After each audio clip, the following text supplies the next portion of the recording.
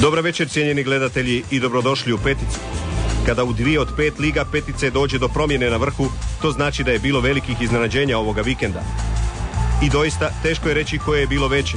Ono u Španjolskoj, gdje je Valencija usred Madrida porazila Real i skinula ga s vrha, Zidane promašio 11-terac, isključeni Gravesen i Beckham, ili ono u Engleskoj, gdje je pravu senzaciju kreirao posljednje plasirani Everton, igrajući neodlučeno sa strašnim Chelseaem. Miroljubivo su odigrali i pratitelji Mourinhove lake konjice, Manchester i Tottenham na Old Traffordu. Remi Werdera u Hannoveru iskoristio je Bayern u Bundesligi i opet preuzeo vodeće mjesto na ljestvici. Nakon 10 kola, Schalke i dalje bez poraza. Banović, jedini hrvatski igrač, strijelac u svih 5 liga. Vodeća talijanska trojka, Juventus, Milan i Inter, osvaja bodove gdje god igra. Milanu se vratio Super Pipo. Kolo su inače obilježile djedice, Balota 41, Sensini, Costa Curta 39, te Maldini s 37 godina. Lyonova 12. žrtva u Francuskoj bio je Metz. Uspješni su bili Paris Saint-Germain i Saint-Étienne, pa je razlika među njima ostala ista. Osim uobičajenih novosti o nastupima hrvatskih igrača u 6. elementu, pogledajte i mnoge zanimljivosti iz svih liga. Ugodno vam praćenje 278. petice.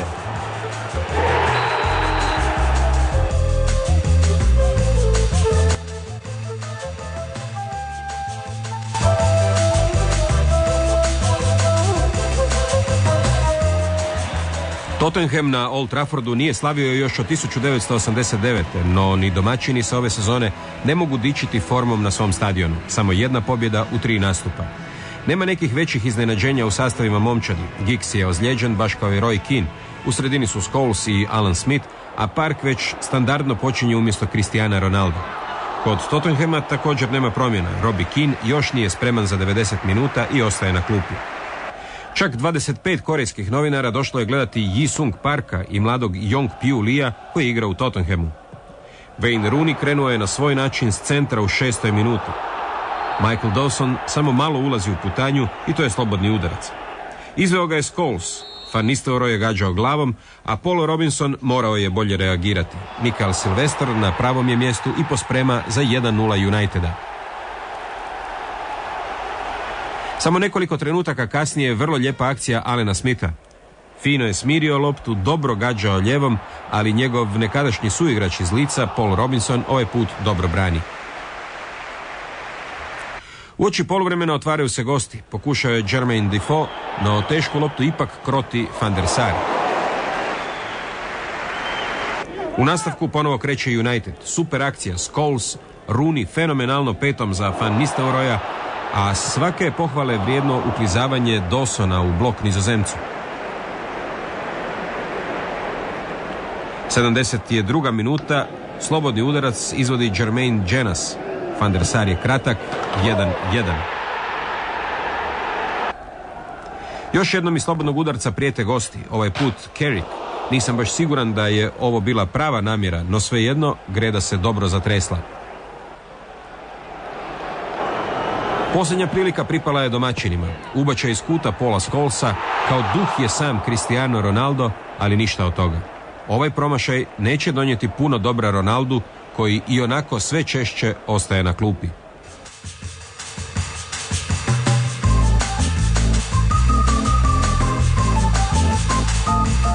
Na početku sezone izgubili su od Chelsea i Charltona i mnogi su ih vidjeli u grčevitoj borbi za opstanak u Premiershipu, u društvu u koje su tek ušli ove sezone. 7 kola kasnije, Wigan Athletics ima 19 bodova, 4. je na ljestvici i apsolutna je senzacija najjače engleske lige. U subotu su gostovali kod Aston Ville i nije izgledalo obećavajuće za goste. Vidjeli ste već pokušaje Liama Ridgewella glavom i rupu u obrani koju je za malo iskoristio Luke Moore. Dobro je reagirao John Phelan. No, nakon pola sata muk na Villa Parku. Desni bok probio je Henri Camara, lopta je oštra i Aaron Hughes u dobroj namjeri loše čini svoje momčadi, 0-1 za Wigan.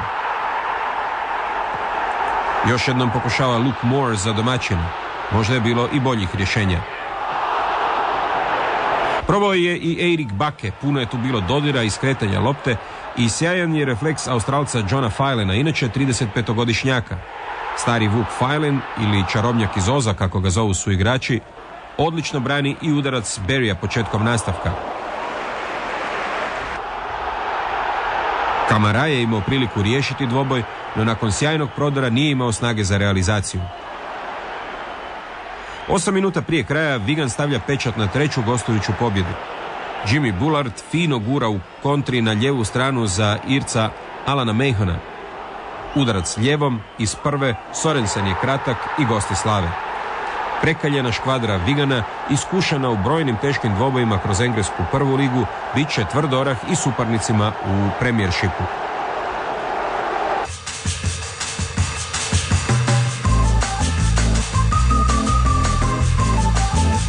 S nulama najbližih pratitelja Chelsea je mogao još više pobjeći u utrci za prvenstvo. Gostovanje kod Evertona na Goodison Parku činilo se lakim jer domaćini su u teškoj komi. Nakon lanjskih odličnih rezultata sada su prikovani na dno ljestvice sa samo jednom pobjedom u sezoni. Mourinho s novim izgledom, kao da je na utakmicu došao ravno iz puba i to od sinoć, ništa ne mijenja. Crespo je opet na klupi, Drogba se oporavio, počelo je udarcem Lamparda, Nigel Martin izbacuje izvan igrališta. Udarac iz kuta za Everton izveo je Mikel Arteta. David Weir dobro skače, Petr Čeh ne želi riskirati. Sean Wright-Phillips sam se uvalio u probleme u 37. minuti. Izgubio je loptu, Tim Cahill je uporan i Phillips ga ruši. Sudac je blizu, to je u 16-tercu, 11-terac za Everton. Daryl Beattie zabija svoj prvi ove sezone. Samo se 5 minuta igralo u nastavku kada je Frank Lampard postigao još jedan super pogodak, njegov 8. u Premiershipu. Veznjak Chelsea sada je izjednačen s Van Nistelrooyem na vrhu ljestvice strijelaca. Ostalo je do kraja 1-1, šansu imao još i Arjen Robben, no ovime je zaustavljen niz Chelsea od 9 uzastopnih pobjeda.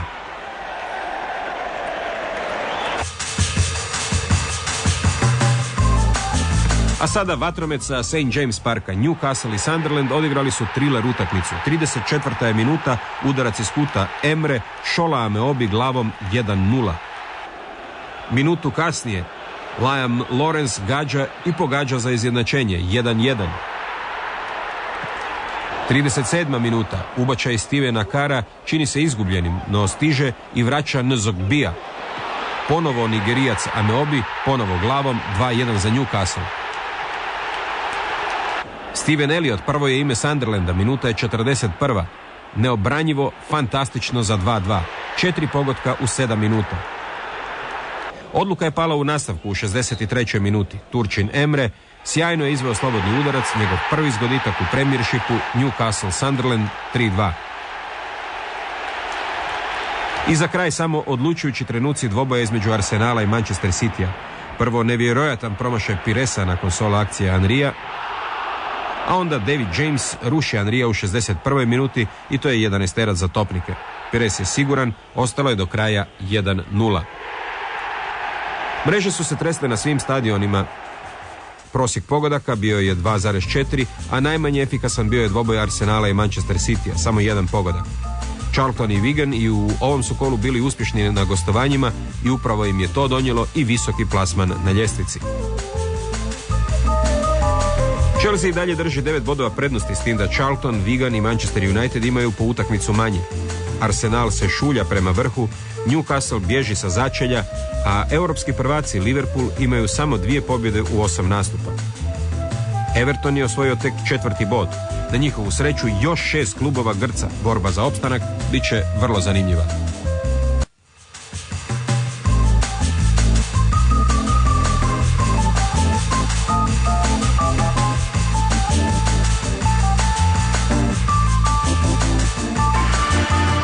Četiri kola bez poraza i 5. mjesto na ljestvici donijeli su Borussiji iz Mönchengladbacha naziv najugodnijeg iznenađenja bundesligaške jeseni.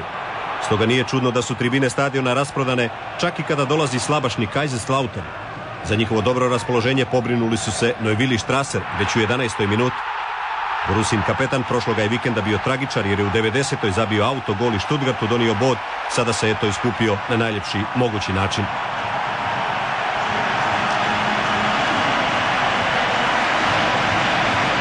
Prednost domaćina nije međutim bila dugoga vijeka. Samo 3 minute poslije već je 1-1. Spretan je u gužvi bio Sanogo.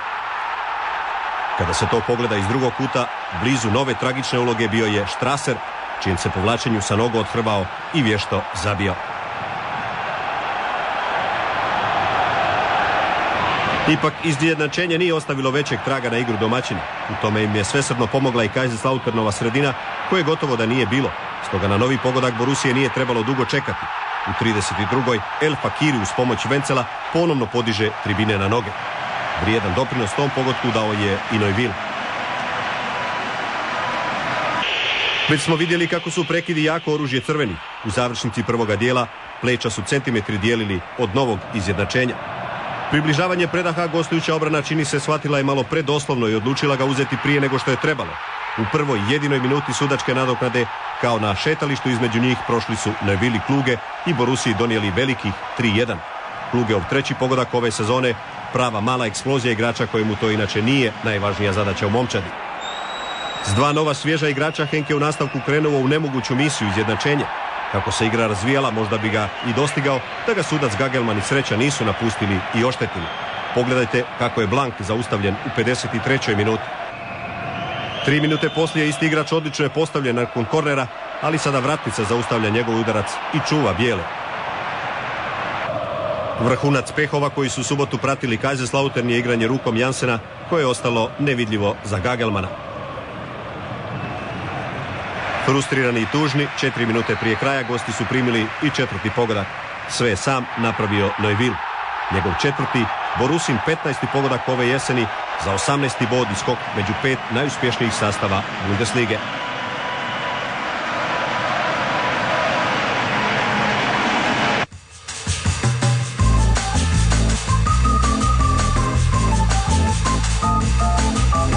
...54 dana bez pogotka ne pamte se u karijeri Roya Makaja.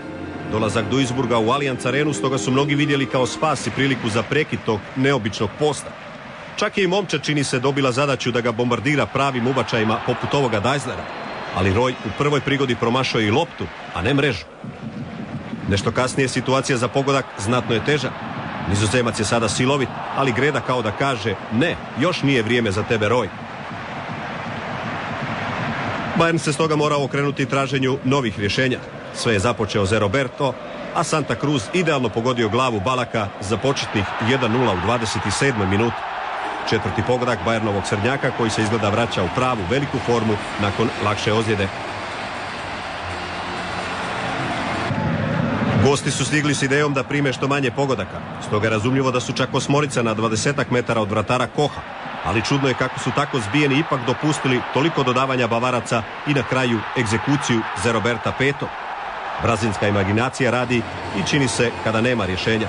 Zeroberto se rijetko upisuje među strijelce, asistencije su njegova specijalnost, ali kada to radi, onda je uvijek za pamćenje. Iranac Ali Karimi zamijenio je Balaka u nastavku i brzo pokazao da je to bila dobra odluka Magata. Kada tome dodate i rasrčanog Zeroberta, treći pogodak nije upitan. Santa Cruzu je ostalo samo da se nakloni pred Kohom. Njemu je to treći pogodak ove jeseni. Bayernov trener zbilja je strpljiv s Royem Makajem. Premda Nizozemac uredno promašuje i 100% prilike poput ove, još uvijek ga drži u igri. Tako je bilo i u subotu. Roy je na terenu proveo sve sekunde. Poput Ali Karimija i Šoli je oplemenio svoju dionicu nakon ulaska s klupe.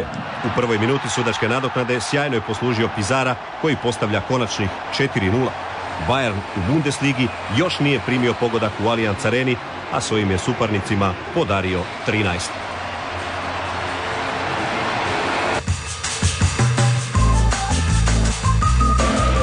Nürnberg je sjajno otvorio susret s Arminijom. Već u drugoj minuti nakon Banovićovog udarca iz kuta priseban je ispretan Reinhardt. Gosti se vraćaju u igru u 35. Bila je to izvrsna kombinacija Zuma-Fink. Na novi pogodak trebalo je čekati sve do 7 minuta prije kraja, kada je Banović nakon velike gužve u 16. Arminije domaćina doveo nadomak osvajanja 3 boda. To je njegov prvi pogodak ove sezone i vrijedi ga vidjeti još jedanput.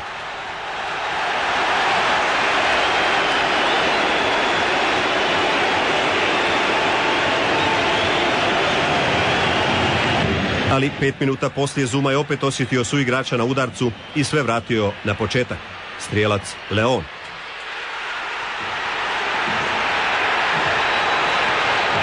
Mali šok pretvoren je u veliki u 90. kada je Južnoafrikanac sam potvrdio svoju visoku vrijednost i osjećaj za pogodak. Nürnberg Arminija 2-3.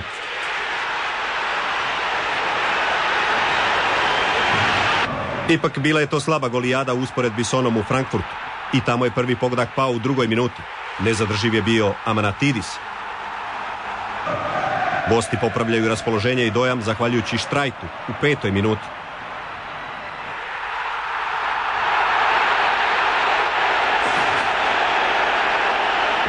Tri minute poslije pada i treći pogodak. Sada je na pravom mjestu bio Remer, 2-1 za Eintracht. Seriju domaćina nastavlja Kris u 28. Posljednji pogodak prvoga dijela, ujedno i najljepši, dijelo je malenog Kolera.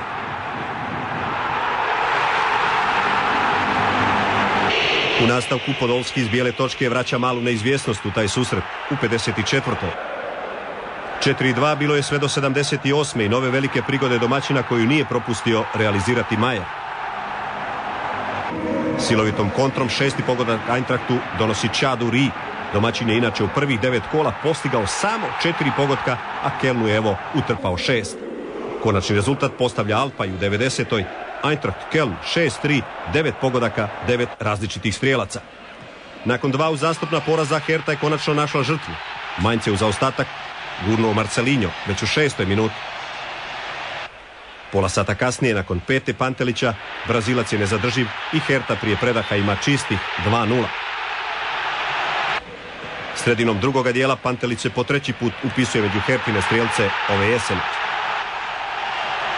Da ne otiđu s nulom iz Berlina, za goste se pobrinuo Friedrich u 71. minuti. U oba nedjelja susreta bilo je 1-1. Bayer je protiv Stuttgarta u Leverkusenu vodstvo doveo Barneta u 56. Bod je Trapatonijevoj momčadi osigurao Ljuboja pogodkom iz 11 terca u 72. I u Dortmundu su pogodci padali u drugom dijelu, gotovo u istim minutama. 58. Metzelder 1-0 za Borussiju. Po bod svakome raspodijelio je Trohovski u 74. Evo sada svih rezultata 10. kola. Borussia Mönchengladbach Kaiserslautern 4-1, Hertha Mainz 3-1, Wolfsburg Schalke 0-0, Nürnberg Arminija 2-3, Bayern Duisburg 4-0, Eintracht Köln 6-3, Hannover Werder 0-0, Bayer Leverkusen Stuttgart 1-1, Borussia Dortmund Hamburg 1-1. Werderov remi Bayern je iskoristio i opet zasio na vrh ljestvice. Već su osjetni zaostaci trojke koja se nalazi iza sastava iz Bremena. Male su promjene bile u sredini ljestvice. Najveći je skok napravila Arminija. Začelje i dalje drže Duisburg i Nürnberg.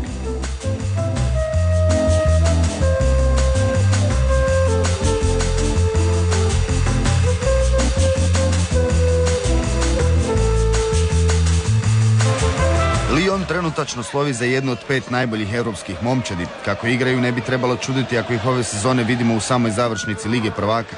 U subotu su stigli u goste Metzu, bio je to susret prve i posljednje momčadi prvenstva, Lyona koji još ne zna za poraz i Metza koji još ne zna za pobjedu. Na Saint-Symphorienu sve kreće očekivanim tijekom, lopta je kod Juninha koji krasno poslužuje Johna Kerrya i Metzova mreža se već trese.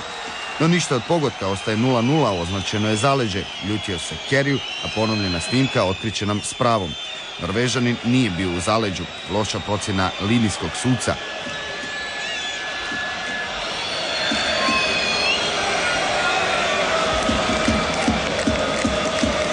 No nema veze jer se na drugu priliku nije trebalo dugo čekati. Maluda sa svoje polovice pronalazi Kerrya koji se u punom trku oslobađa pomalo nespretnih Berije i Menirija, a pogodak je kandidat za najljepši u ovom kolu.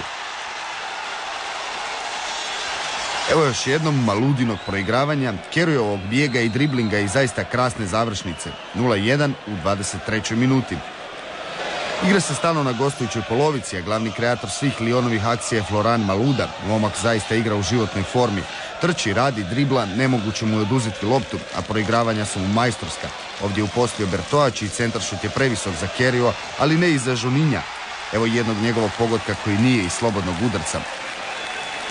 Školska akcija Liona i uz veliku pomoć domaće obrane Juninho zabija za 0-2 u 35. minuti. 20.000 gledatelja u Metzu do kraja poluvremena vidjelo je još jedan pogodak. Opet je veći ili veliki dio posla obavio Maluda, na centru uzeo loptu Berry i milimetarski precizno ubacio na glavu Silveina Viltora, koji iz ovakvih situacija ne griješi. 0-3 u 44. minuti, 3 različita strijelca, dvostruki asistent je Maluda, a Metzova obrana još jednom je jasno demonstrirala zašto je najgora u ligi. Već nakon 5 minuta igre u drugom dijelu domaći su u novim problemima. Sada je za to zaslužan njihov vođa obrane Stefan Borbiconi, kojem je nakon puno petljanja loptu uzeo Thiago i preko Viltora upostio Maludu, kojem je za savršenu partiju nedostao još samo pogodak za konačnih 0-4. Potok Meca na Saint-Symphorienu potpuno su izvan nogometa. Lyon im je s pola snage zabio 4 gola i dalje suvereno čuva vrh ljestvice.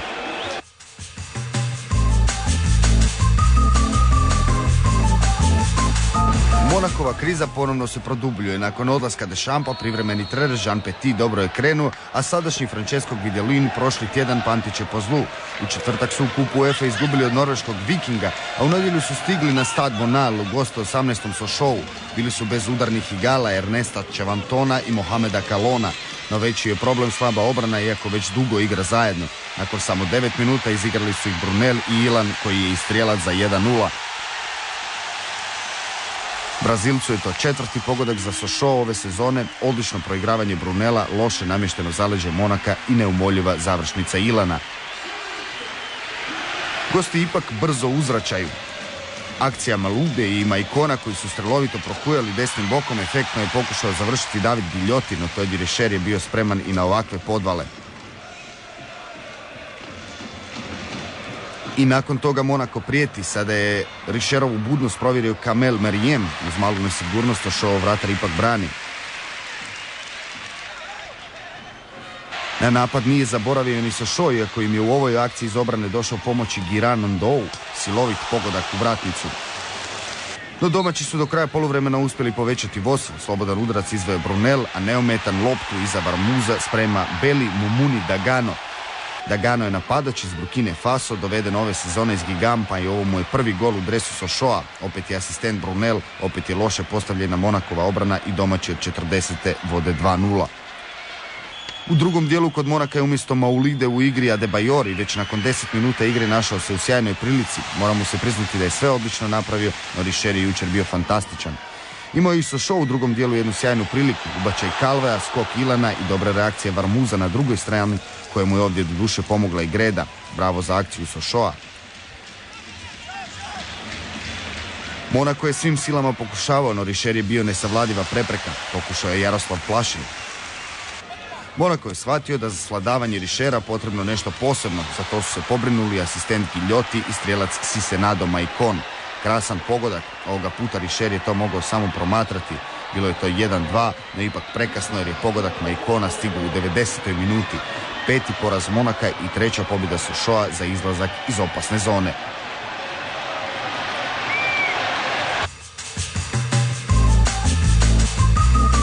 Rennes neugodno gostovanje na François Coty u Ajacciu odnio sva 3 boda. Za to se pobrinuo Aleksandar Fraj u 40. minuti za minimalnu pobjedu Rena. Strasbourg je u goste ove sezone odličnom Le Mansu stigao s pretposljednjeg mjesta. Le Mans se s 5 pobjeda gura među prvih 5. Jučer su na svom Leon Boleu poveli već nakon 2 minute igre. Strijelac je Johan Hotkir, iako bi se slobodno mogao pripisati u gostujućem vrataru Kasardu. Nevjerojatna pogreška. Konačnih 2-0 ovim Eurogolom postavio je Japanac Daisuke Matsui u 42. minuti. Iako ima samo 1 poraz, Lansu ove sezone ne ide baš najbolje. Na gostovanju kod Troa došli su do svog 7. ovosezonskog remija. Čak su i poveli u 21. preko Daniela Kusana. Do kraja su između puno prilika promašili 11-terac, pa ih je ovom bombom u 71. minuti kaznio Frederic Adam za Troa Lens 1-1. Na stadionu Geoffroy Guichard ove sezone sjajni Saint-Étienne pobjedio Olympique iz Marseja i došao na 4. mjesto. Poveli su u 22. preko Pascala Feinduna. Gosti izjednačuju 35. kada nakon majstorskog prodora i sjajnog proigravanja Kokea za 1-1 zabija Frank Ribéry. Ipak pobjedu domaćima fantastičnim pogodkom u 86. minuti donio je David Helebig, pobjeda Saint-Etienne 2-1. Lille je još u subotu upisao 5. prvenstvenu pobjedu kod kuće, su sladali Nanta 2-0.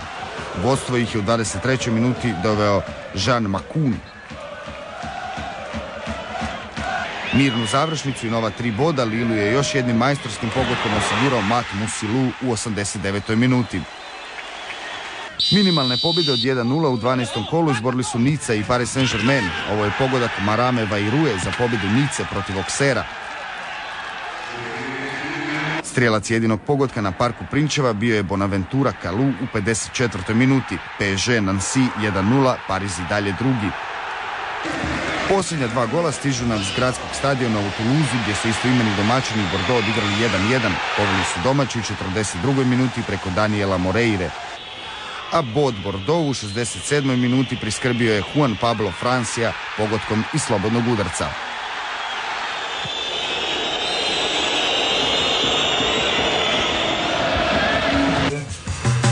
U 12. kolu Francuske lige vidjeli smo 21 gol, 6 pobjeda domaćina, 2 remija i samo 2 gostujuće pobjede Lyona i Rena.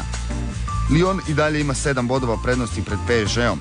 Slijede ih Bordeaux i Saint-Etienne. Monaco i Marseille su tek 8. i 9. Lens predvodi donji dio ljestvice, Sochaux je pobjedom pobjegao iz opasne zone, a u najgoroj situaciji i dalje su Strasbourg i Metz.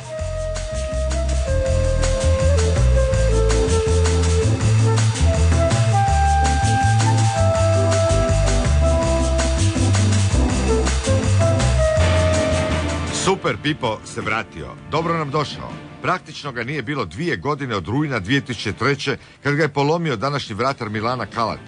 Čovjek koji je zabio 120 puta za Juve i 76 puta za Milan postigao je jučer i svoj 197. gol. Milan je bez Ševčenka, Stama, Pirla, Sedorfa. Sa starčekima Costa Curtom i Maldinijem. Stoperski par ima 76 godina, Costa Curta 39, Maldini 37. Takav Milan otvara susret punom parom. Kaká je dalekometni pucač, na vratima Palerma Santoni. Luigi Del Neri vodi respektabilan tim. Ovo su najneugodnije lopte, hoće li netko dodirnuti ili neće, Santoni to ne zna, pucač opet Kaká. Nema dvojbe, Milan je odlučan zabiti što prije. Napadi se slijevaju u valovima, opasni čovjek bio je ovdje Gattuso.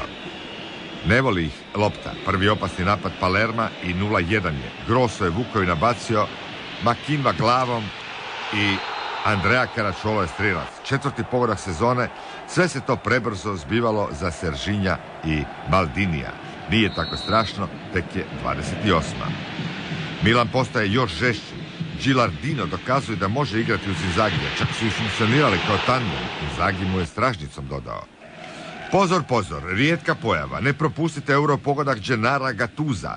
To mu je tek 3. gol u karijeri, prvi nakon 2 godine. Vodstvo Sicilijanaca trajalo je samo 2 minute. Sve prisutni Gattuso obavljao je marljivo i svoj redoviti posao. Donio loptu do Cafua, a na koncu Kaká se nije proslavio. Pomalo nepravedno na odmor se odlazi u remi poziciji. Onda milanisti dolaze u 16-terac poput roja osa. Gužva je kao na zagrebačkim prometnicama. Ni Maldinijeva akrobacija ne daje ploda. Palermo umješno koristi prostor, posljedicu Milanove ofenzive. Caracciolo čini nemirnim Ancelotija. Pogledajmo i ovaj izvadak iz baleta, poslije kojeg je rukometaš Mutarelli zaradio žuti karton. Ne stignemo pokazati niti dio Milanovih šansi. Puno je prijetio i bio opasan Pippo Inzaghi. Držali su ga i rukama. Prelijepu akciju počinje Serginho. Znamo kako je precizan centaršut Jankulovsko i onda pravi super Pippo gol.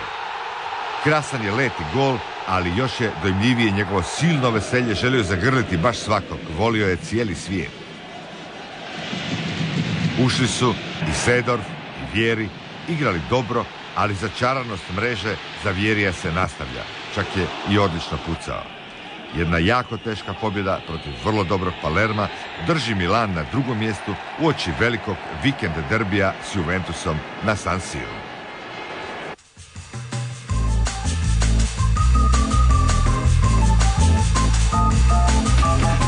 Pravi triler po kiši i uz kišu golova zbio se u Genovi i ostavio iza sebe more polemika i bogatstvo događaja. U sve odlične nogometaše glavni je lik bio sudac Girardi iz Santa Done di Piave.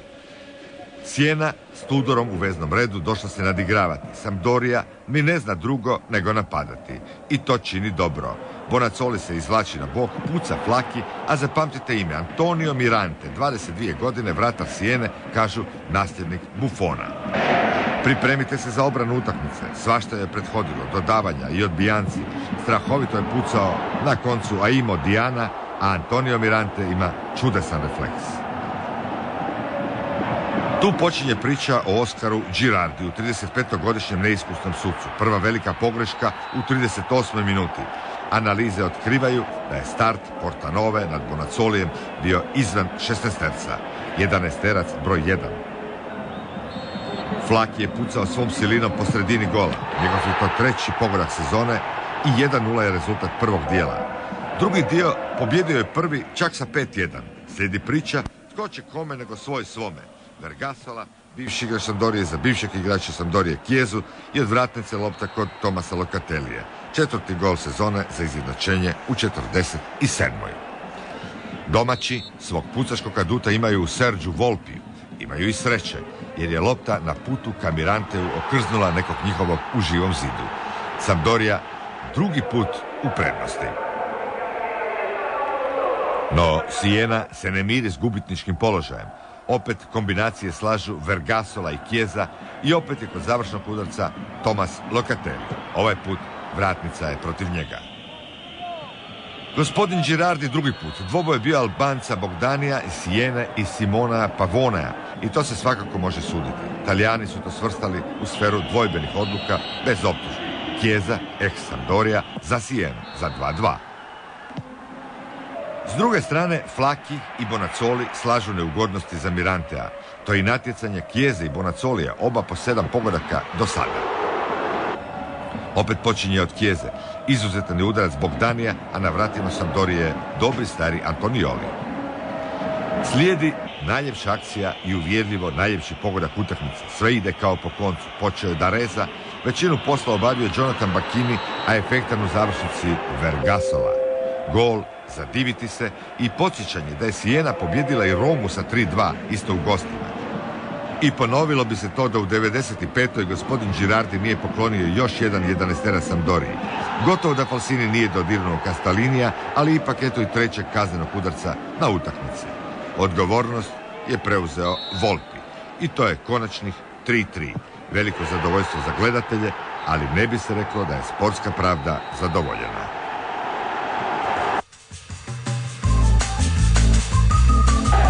Punih 70 minuta Chievo je lomio otpor Cagliarija. Stoper Lorenzo Dana bio je daleko najviši u skoku za 1-0. Semioli je nabacio. Pazite gdje je nigerijski tineđer Victor Obina primio loptu i onda napravio lom u obrani gostiju. Nenadmašan je dribler i ne slabiji gimnastičar.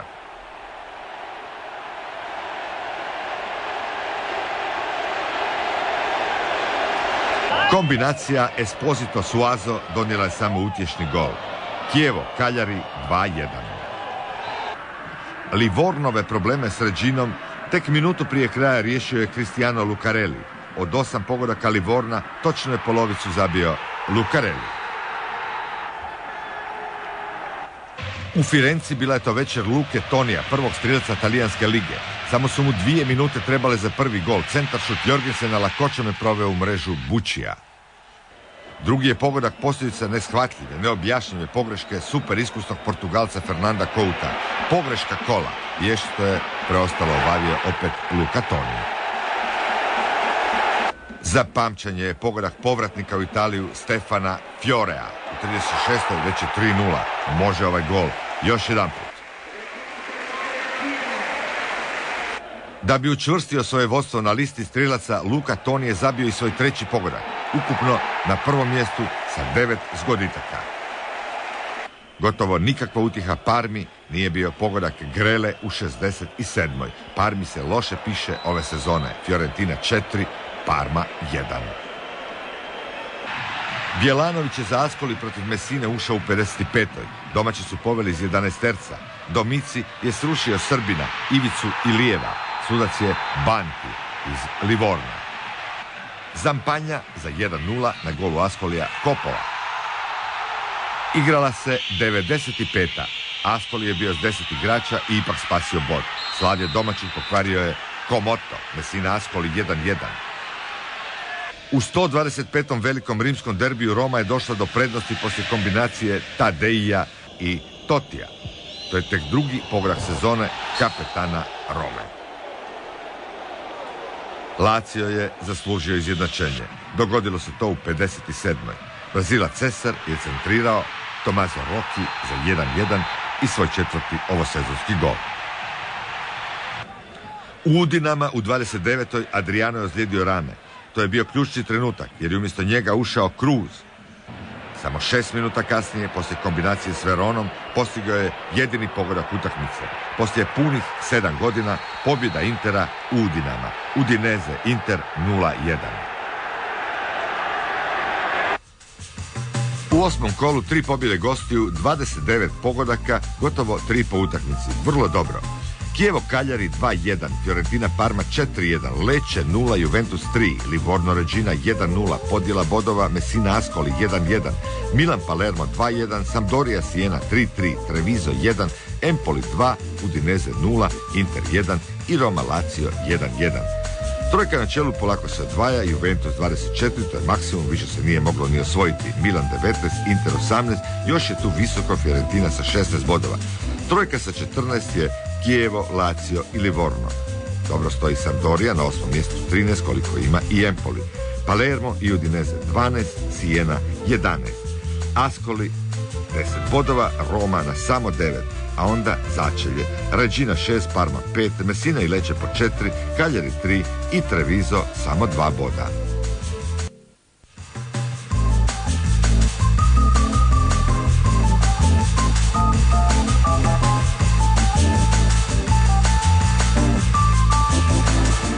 Čini se da Real ne može bez šokova koje uredno priređuje svojim navijačima. Taman kad je sve leglo na svoje mjesto nakon 4 uzastopne prvenstvene pobjede, Bernabeu je zanijemio nakon trijumfa Valencije. Sve na početku izgledalo idilično, već u 8. minuti sudac Dauden Ibanez pokazao na bijelu točku nakon što je Moretti gurao Serhija Ramosa. Gosti se uzaludno ljute, na ponovnoj snimci vidi se da Moretti nije bio baš nježan prema Ramosu. Budući da Ronaldo nije igrao zbog ozljede, kazneni udarac izveo je Zinedine Zidane, ali 33 je na leđima i francuski majstor nije više tako ubojit, ostaje 0-0. Zato je na drugoj strani neumoljiv Ruben Baraha. Pored nemoćnog Casiljasa, osmica Valencije drži predavanje na temu kako izvesti neobranjiv slobodni udarac. Evo još jedne lekcije iz udžbenika nogometne jednostavnosti. Aut Roberta Carlosa, udarac Raula i već je 1-1. Samo pravi majstori mogu zabiti tako jednostavno i efektno. No Valencija ne popušta. 3 minute prije kraja prvog dijela Sergio Ramos postaje tragičar nakon što ga je lopta koju je uputio Vicente pogodila u lakat. Nema dvojbe, Ramos se je previše raskrilio, taman koliko treba za najstrožu kaznu. David Villa pokazuje se uspješnijim od Zinedina Zidana. Njegov 7. gol u sezoni dovodi ga na diobu drugog mjesta ljestvice strijelaca. U drugom poluvremenu Real se totalno izblamirao. Ne samo da bijeli nisu uspjeli izjednačiti, nego su mogli primiti još poneki pogodak. U ovoj situaciji Ramos je s gol linije spasio siguran gol nakon što je Villa već zaobišao Casiljasa. 9 minuta prije kraja isključen je Tomas Gravesen koji je najprije izgubio loptu, a zatim s leđa pokosio Vicentea. Ratoborni Danac ušao je u igru samo 5 minuta ranije umjesto Pabla Garcije. To nije bilo sve. Real je utakmicu završio s 9 igrača u polju nakon što je sudac iz igre udaljio i Davida Beckhama. Najprije Beckham izvrijeđao arbitra, a onda mu još teatralno zapljeskao nakon dobivenog žutog kartona.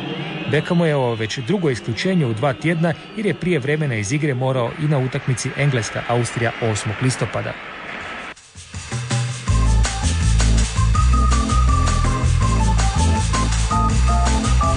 Barcelona se punih 45 minuta mučila protiv Osasune. Iz prvog poluvremena izdvajamo tek priliku mladog Lionela Messija koji je nakon kornera pogodio gredu. Rijkaard je Messiju dao priliku od prve minute i nije pogriješio. Argentinac je uz Ronaldinha bio najbolji na terenu. Ronaldinho je sudjelovao u akciji kod sva 3 pogotka. Kod prvog nabacio je potpuno usamljenom Eto'u. Bilo je to u 46. minuti. Predsjednik Barce Joan Laporta nije ni vidio ovaj gol, budući da se predugo zadržao u VIP salonu na poluvremenu. Laporta je ipak imao još dosta toga za vidjeti. Primjerice ovaj prodor Silvinja, kojeg vrata Ricardo samo privremeno zaustavlja, natečava Samuel Eto'o i postiže svoj 9. prvenstveni pogodak, gdje bi zabilježiti i Ronaldinhovu asistenciju 5.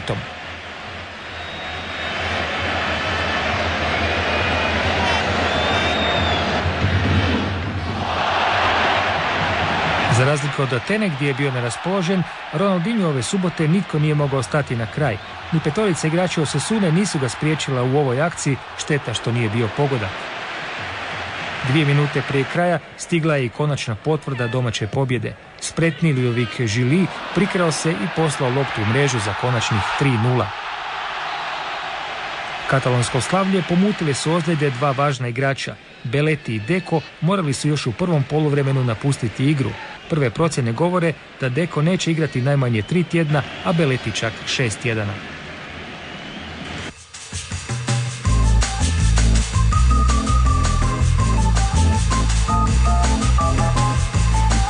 Čarolija u južnom madridskom predgrađu i dalje traje. Klub koji je osnovan 1983. i koji te drugu sezonu igra u Primeri opet je vodeći. Igrači Getafea treniraju i žive u skromnim uvjetima, ništa boljim od nekih hrvatskih prvoligaša. Stadion ima 14.000 sjedećih mjesta i to je još jedan dokaz da se klubovi poput Tuna, Petržalke ili Getafea mogu nositi i s velikima. Na svojoj koži snagu Getafea osjetila Saragosa i to 5 puta. Već u prvom poluvremenu bilo je 4:0, a prvi gol postigao je iskusni Veljko Paunović. U 22. minuti 11 za plave. Daniela Guizu srušio je Milito. Guiza je sam izveo kazneni udarac i nije pogriješio 2:0. Trener Getafea, Nijemac Bernd Schuster, složio je zaista čvrstu cjelinu koja kažnjava sve suparničke pogreške. Ilustracija toga je i 3. gol koji je opet postigao Guiza. Saragosa je na koljenima i ubrzo prima i 4. gol. Strijelac Ruben Pulido u 36. minuti. Domaći slave s razlogom, otkako su prvoligaši nikome nisu zabili više od 3 gola na svom stadionu Coliseum Alfonso Perez. U drugom poluvremenu gosti su malo došli k sebi, što je rezultiralo i ovim pogodkom Movilje.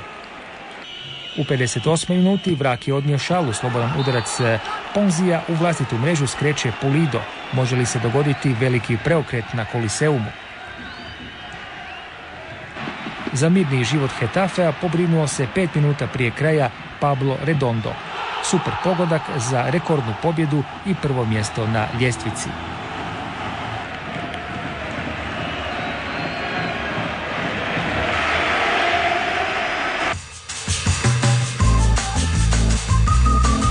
Na drugo mjesto se opet probila Celta zahvaljujući minimalnoj pobjedi protiv Espanjola.